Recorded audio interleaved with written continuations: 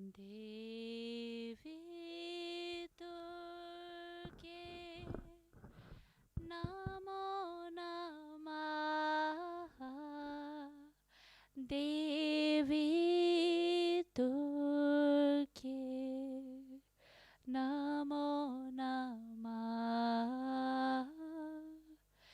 देवी दुर्गे नमो नमः देवी दुर्गे नमो नमः देवी दुर्गे नमो नमः देवी दुर्गे नमो नमः लक्ष्मी अन्नपूर्णा नमो नमः देवी दुर्गे नमो नमः देवी दुर्गे नमो नमः काली भवानी नमो नमः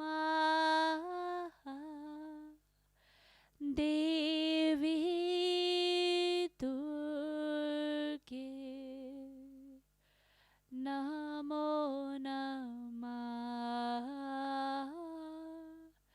देवी दुर्गे नमो नमः गंगे यमुने नमो नमः देवी दुर्गे नमो नमः देवी दुर्गे नमो नमः अम्बा भवानी नमो नमः देवी दुर्गे नमो नमः देवी दुर्गे नमो नमः देवी दुर्गे नमो नमः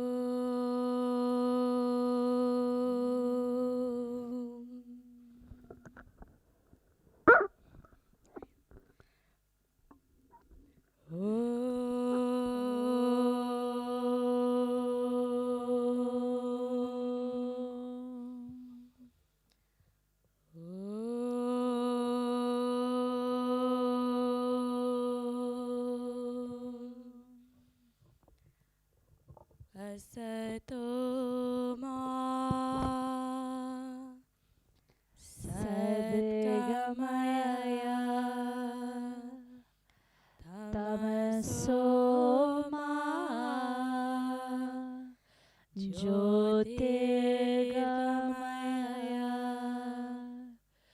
मृत्योर्मा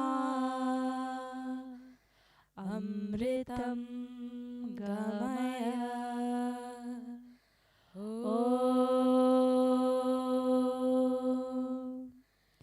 शान्ति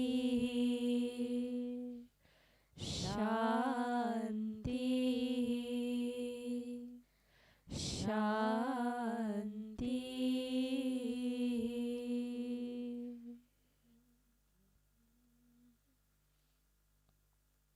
श्री रामचन्द्र कृपालु भज मन हरन भव भयदारुणं नवखञ्जलोचन खञ्जमुखकर खञ्जपदखञ्जारुणं श्रीरामचन्द्र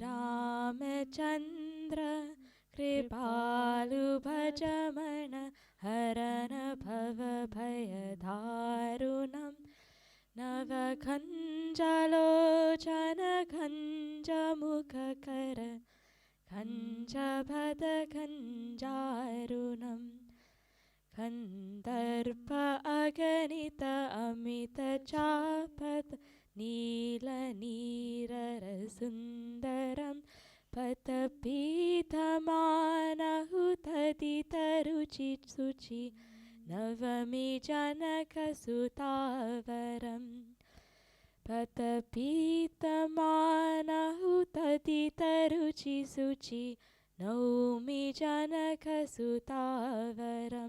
श्रीरामचन्द्र कृपालु भज मन हरन भव भयदारुणं नवखञ्जलोचन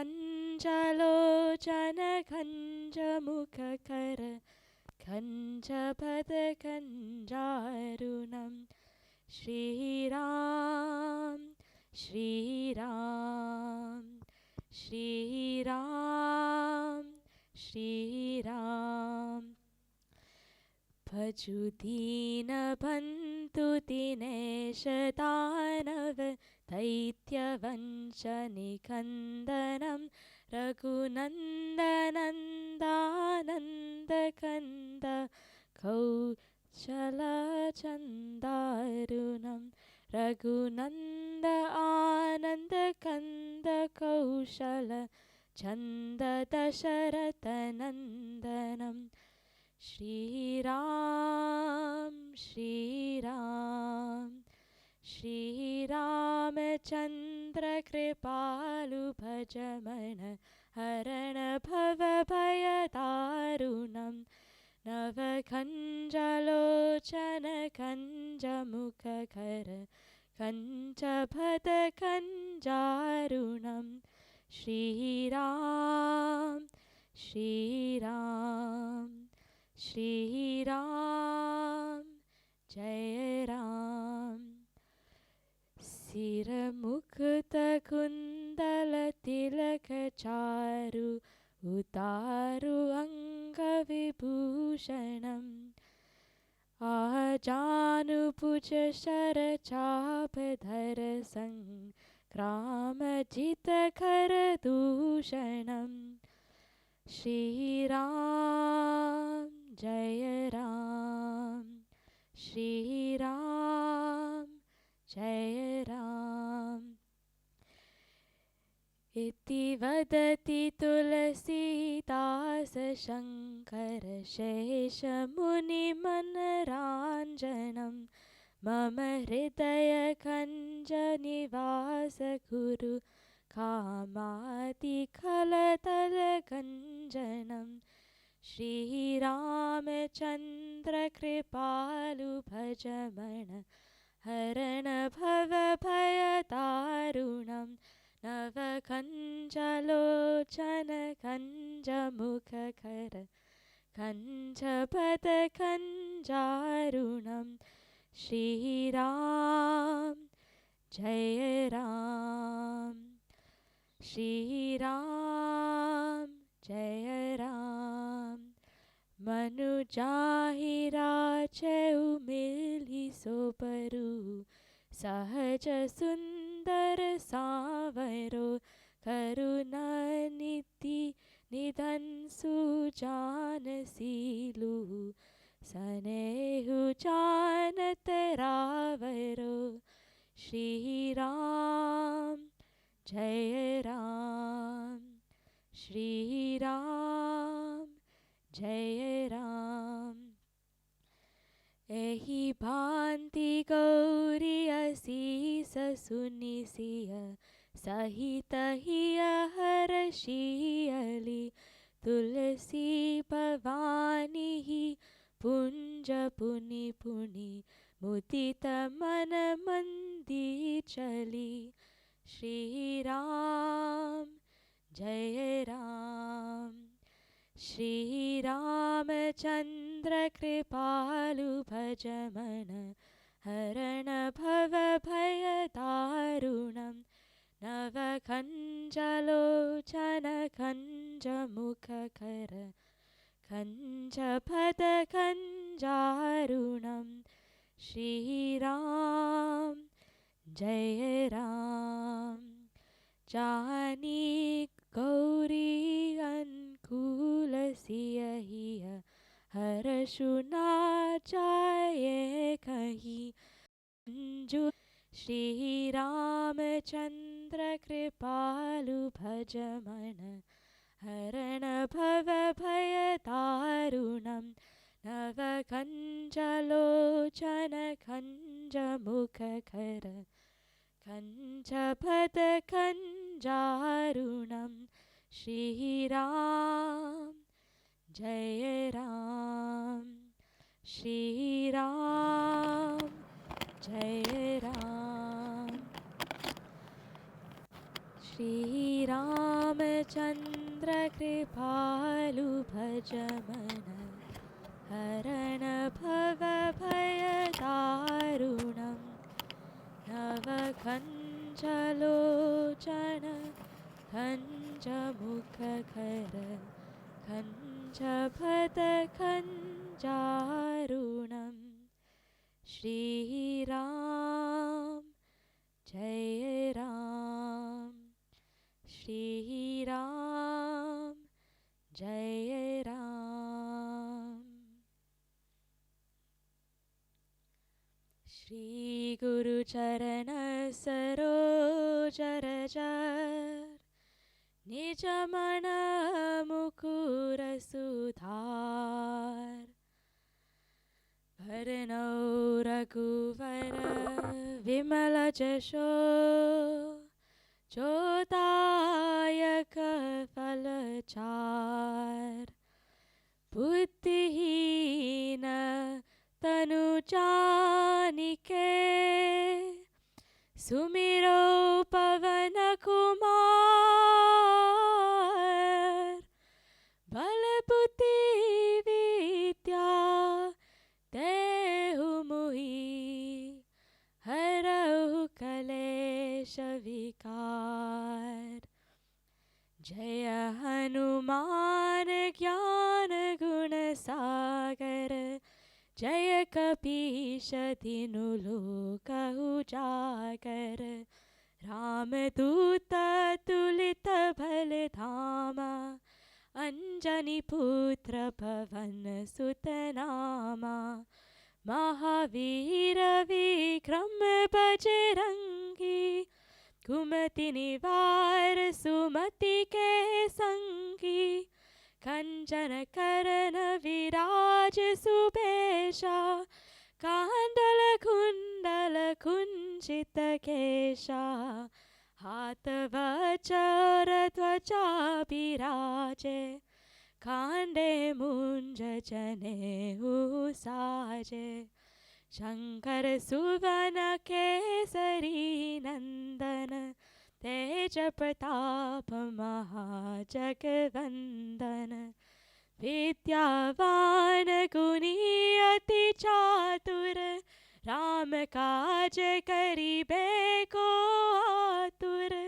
प्रभु चरित्र सुनिबे को रसिया, राम लखन सीता मन बसिया। सूक्ष्म रूप धर सियाइति गावा, विकट रूप धरि लंक जरावा। भीम रूप धरि असुर संहारे, रामचंद्र जी के काज सवारे। लाय सजीवन लखन जियाए, श्री रघुवीर हरषि उर लाए। रघुपति कीन्ही बहुत बड़ाई, तुम मम प्रिय भरतहि सम भाई। सहस्र बदन तुमरो यस गावे, अस कहि श्रीपति कंठ लगावे। सनकादिक ब्रह्मादि मुनीषा, नारद सारद सहित अहिसा। यम कुबेर दिक्पाल जहाँ के, कभी कोविद कहि सके कहाँ के। तुम उपकार सुग्रीव ही कीन्हा, राम मिलाए राजपद दीना।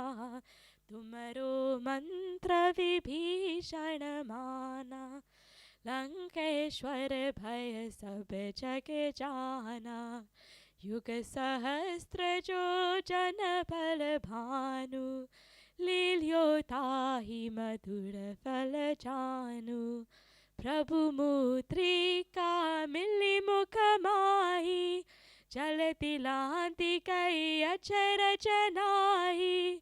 दुर्गम काज जगत के जेते, सुगम अनुग्रह तुमरे तेते।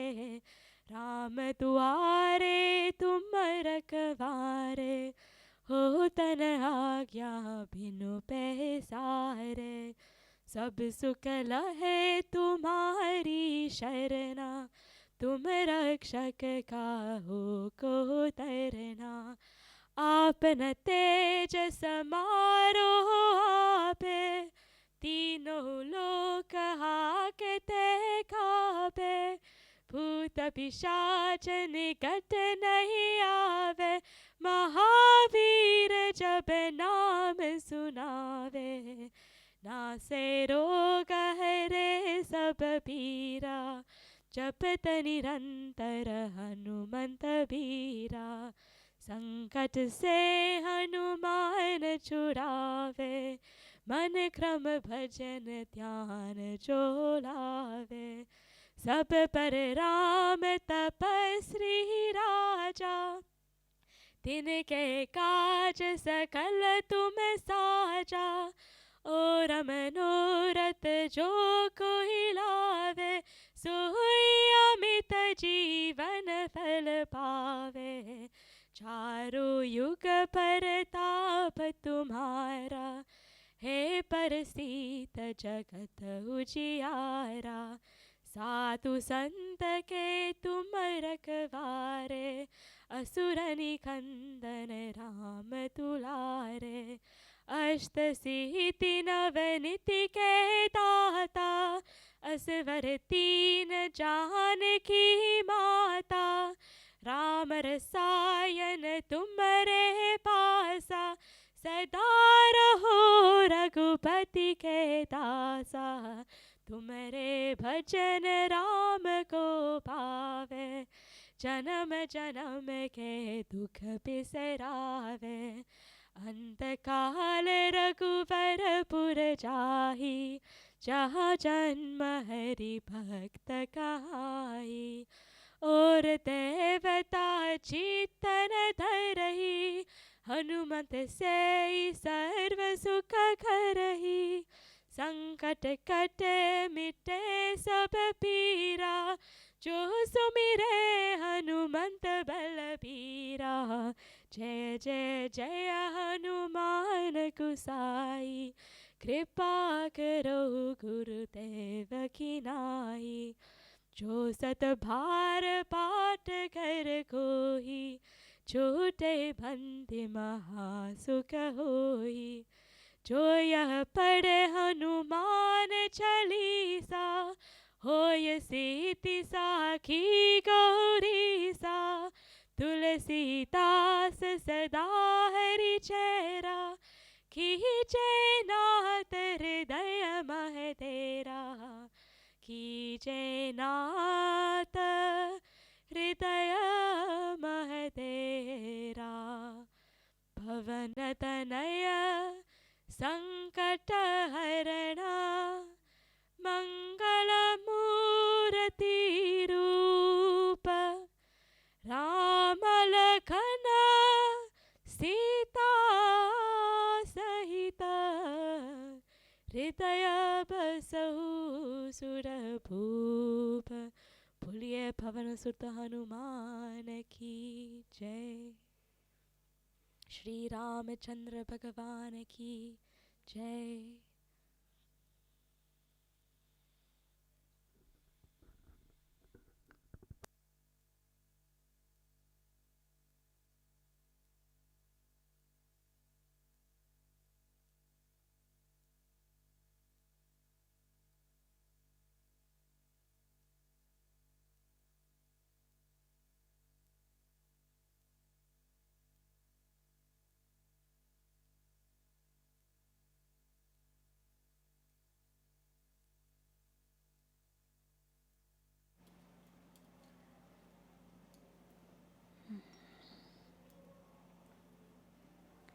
What a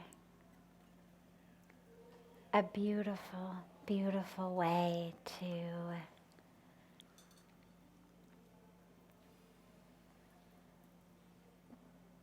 to celebrate Ram Navami by chanting the Hanuman Chalisa.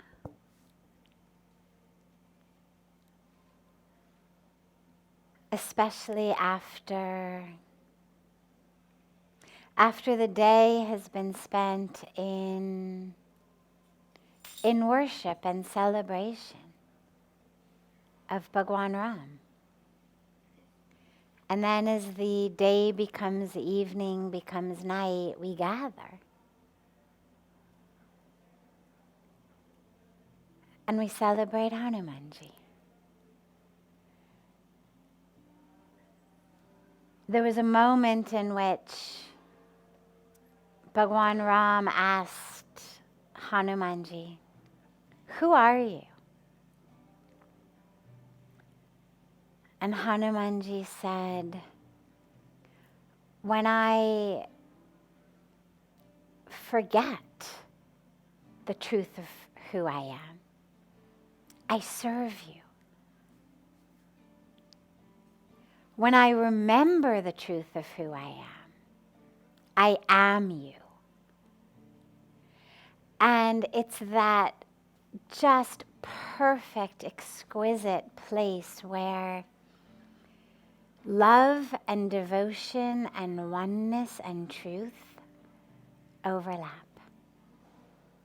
And how we live in these two very beautiful realities. In the space of the dualist tradition, the bhakti tradition, we love God. We serve God. Not because on the deepest, highest level we don't know we are God, but because that loving God and serving God is so beautiful. And when we gently turn the dial on stages of awareness, we shift from loving God to being God. Shift from the the perspective of two, which is so beautiful and so just delicious in its own way. I mean, being in love and serving in love is just extraordinary. And then we sometimes shift that dial into the place where there is no lover and beloved, there just is love. No distinction, no two, just love.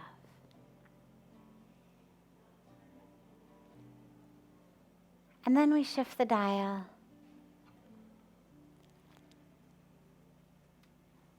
and we bathe and we swim in the sweetness of love and service because it's so sweet. And then we shift the dial and we're serving ourselves, loving ourselves, the capital S self. And so the Hanuman Chalisa is such a beautiful ode to one who is worshipped as the embodiment of devotion. And he knows they're one.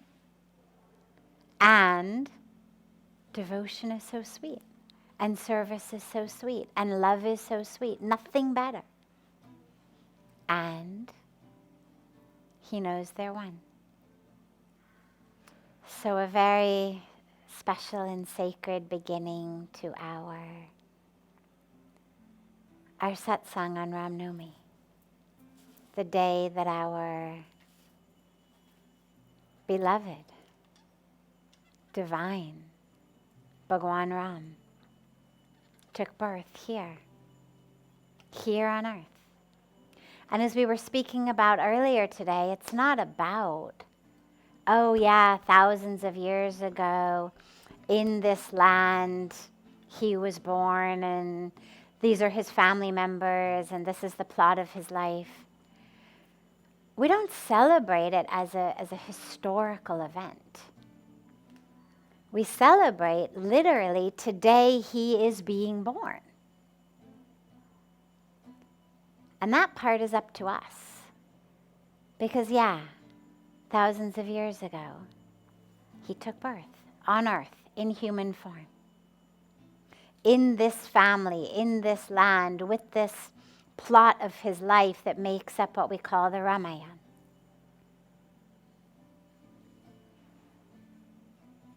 But God is never born or dies or goes anywhere. God just is. And so when we celebrate that appearance day, it's an opportunity for all of us to give birth to God in our hearts and in our lives. And so that's what we celebrate today is, can we give birth to Bhagwan Ram or to God in however you conceive of God in your heart?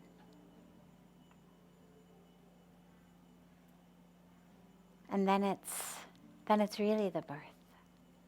Can our hearts be the beautiful, perfect place for God to live?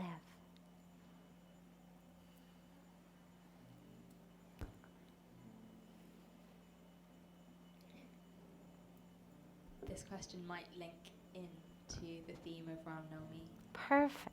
But Rahul Jain on Facebook has asked, what is the evidence of God? So, here's the dilemma. It's the dilemma of use one frame of reference to describe or prove something that requires a completely different frame of reference. And so the word evidence is a word of science or of law, but presumably we're talking science instead of law here. When we say the evidence of God, what it really means is evidence that is knowable by my five senses. So simply to say to you the evidence of God is I can feel God, without even having the person who asked this question sitting right in front of me, I know, that's not going to be a convincing answer. I know he's sitting at home going, no, no, no, that's not what I mean. I mean the evidence. I mean the real evidence. He's not interested in, I feel him, so many feel him. He's interested in, show me something that I can see with my eyes, hear with my ears, touch with my hands, smell with my nose, or taste with my tongue. And therein lies the dilemma. Evidence is that which, for most of us, that which our tools can be used to prove. So does it have a weight? Does it have a volume? Can you put it on a scale? Can you stick it in a beaker? Can you see it in a microscope? How much does it weigh? What color is it? Show it to me, like right here. Put it in my hands. And it's really a tragedy because we all, of course, know that there isn't any evidence like that. I can certainly say to you, oh, well, this happened, this miracle happened. And there's innumerable miracles. You read the lives, the historical lives of so many mystics and sages and people who even just simple people, beautiful people touched by God, who have decided to write their story. But in the world of science, that doesn't float. We call that anecdotal.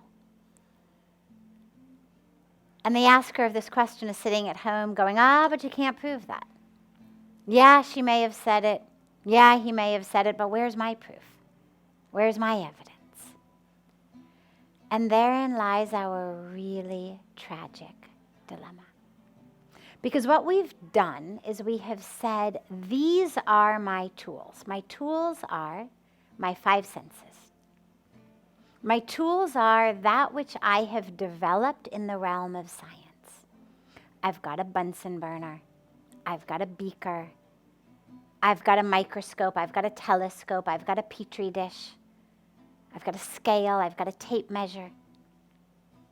And in order for something to be real, I have to be able to interact with it with these tools. God doesn't fit on your scale, nor in your beaker, nor can you wrap your tape measure around God. And so we are left in this real tragedy where people who are committed to the idea that somehow all of that which is real can be experienced only through these ways miss out on the experience of God. And the only response to that is, have you ever been in love? Have you ever loved anyone? Doesn't have to be romantic love. Do you love your mom or dad? Do you love your child? Do you love a sibling? Have you ever loved anyone or anything, a pet, a tree, a goldfish? Doesn't matter. Although you're not here and I can't hear you, I'm going to assume that sitting there in your home, in your living room, you're nodding. Yes, yes, I've loved. And then I would say to you, prove it to me. Give me the evidence. Put it in my hands. I don't believe you. Show it to me. What is the evidence that you love your mom or your dad or your wife or your son or your daughter or your sister or brother? And of course, maybe you will say, well, I would do anything for them. Well, people do anything for God. Maybe you say, I serve them, I take care of them. People serve God. And so, interestingly, God is in much of the same boat as love, which is the most important core fundamental experiences for us to have in life, and those that can't be proven tangibly. Simply because the tools of tangibility are too small to begin to touch love or God. Who knows, maybe someday science will develop a tool that will be able to measure how much you love. Maybe develop a tool that will show us God. I don't know. But right now, the tools don't exist. But just because the tools don't exist, don't deprive yourself of the experience of God. So many sages and saints and rishis and mystics and prophets and yogis and deeply blissful poor villagers, highly awake, ordinary people, experience God. And so that's the evidence, if you will allow yourself to believe it. I realize there's no equation. There's no volume or area. But that's because it's infinite. The presence of God is infinite. It's like when Prahlad is asked, does God exist even in this pillar? And he says, yes. Long before the pillar was hit and God came out. He knew God existed in that pillar long before Bhagawan Vishnu emerged from it, because he could see God everywhere. But his father couldn't. So the question for us is, until and unless we are reborn at a future date in the future when science has developed tools to prove God, who do we want to be? Who do you want to live as? The ones who believe? The ones who see? The ones who experience? Or the ones who doubt? Choice is all of ours. But what we know is that those who believe, those who love, those who feel, are also those who know, because they've experienced. And for them, God is just as real as love is real for you. And in the same way that you couldn't convince someone that love didn't exist who had never experienced love, all you do is you pray. You pray that someday in their life they too will experience love. And in the same way we pray that those who don't believe someday will experience. Not that they'll believe because I'm saying it, but they will believe because they experience. And what better day than Ram Navami?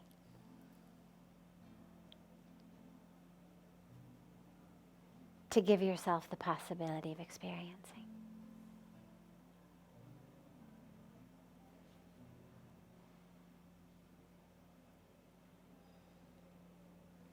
Navendu Tyagi on YouTube asks, how do you keep calm under pressure?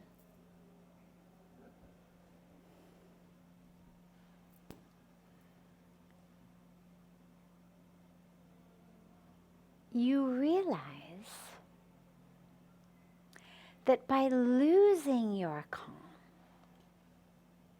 you're not actually achieving anything. So if I have a meltdown, if I get furious in anger or wrapped up in fear, frustrated, tense, I don't actually achieve anything. None of those emotions or feeling states makes me more of an efficient being to tackle whatever situation the world has given me. So it's not like, oh, you're angry, that's great, now you're going to be so much better at dealing with the situation, you're worse. Or, oh, you're really stressed out, oh, wonderful, now you're going to be in the best shape to manage the situation. You'll be worse. So we realize, number one, that losing my calm actually makes me less able to handle the pressure, less able to deal with the pressure. And then I realize that my peace, my internal state, is actually the most precious thing. And why am I so willing to throw it around as though it were something so cheap? It takes a lot of time, a lot of practice to develop really deep internal peace and stillness and serenity. Why would I throw that away so cheaply? Just because there were some external pressure, or just because someone was saying something or doing something to me or around me. To take that. So we realize how precious it is.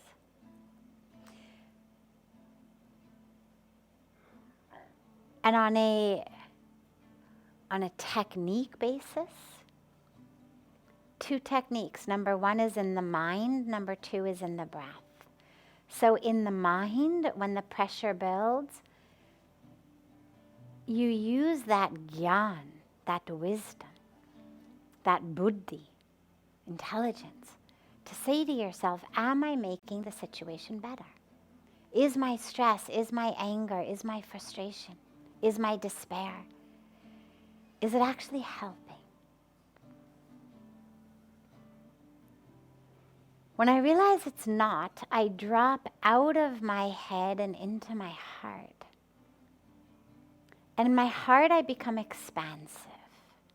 So rather than being contracting in my mind, anger contracts, fear contracts, stress contracts.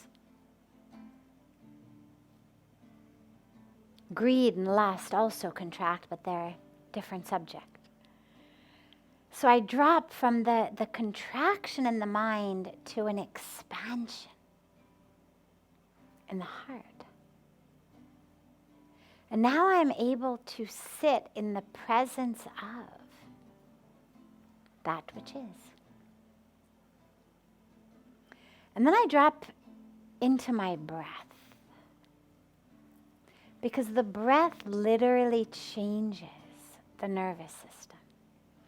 So once I realize I don't want to be stressed, I don't want to be angry, this is not helping, I want to change that. But I want to change it in a way that is spacious and expansive and full of love and accepting that which is rather than pushing anything away.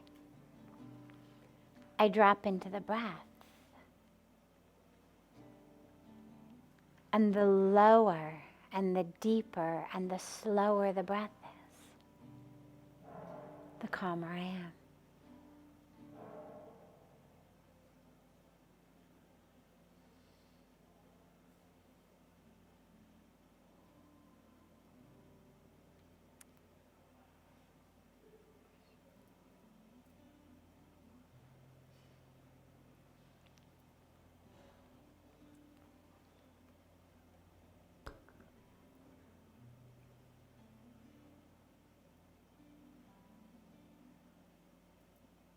There's a question on Facebook from Vivek Sabharwal who asks, after meditative practices, do we ever become capable of seeing aura?